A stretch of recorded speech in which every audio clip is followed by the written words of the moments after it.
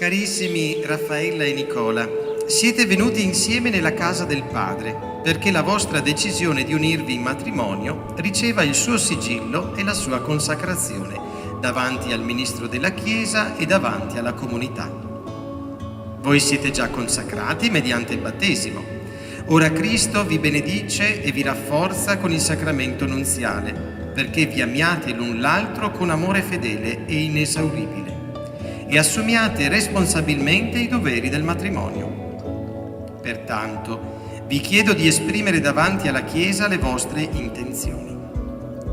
Raffaella e Nicola, siete venuti a celebrare il matrimonio senza alcuna costrizione, in piena libertà e consapevoli del significato della vostra decisione? Sì. Sì. Siete disposti, seguendo la via del matrimonio, ad amarvi e a onorarvi l'un l'altro per tutta la vita? Sì. Sì.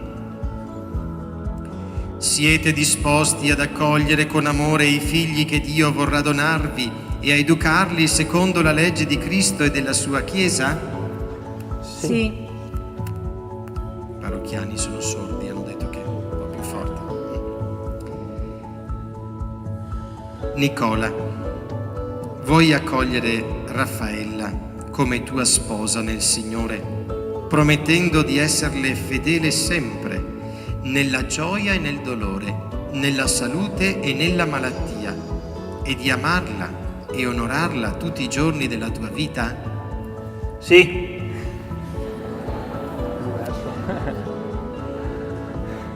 Raffaella, vuoi accogliere Nicola come tuo sposo nel Signore, promettendo di essergli fedele sempre, nella gioia e nel dolore, nella salute e nella malattia, e di amarlo e onorarlo tutti i giorni della tua vita? Sì. Il Signore Onnipotente e Misericordioso confermi il consenso che avete manifestato davanti alla Chiesa e vi ricolmi della sua benedizione. L'uomo non osi separare ciò che Dio unisce. You caused me trouble, and that ain't right. Kept my mind racing all through the night. I took your words and I kept them in. I didn't say that you were poison.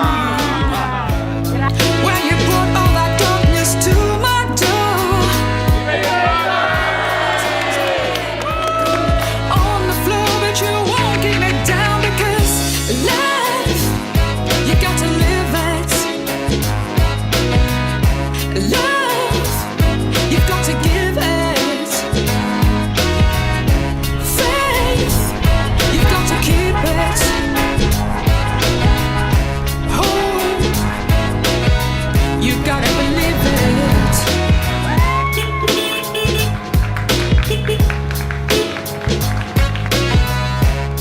You played me like a fool with your dirty mind. I thought you had controlled me, thought that I was blind. But time could tell what you became.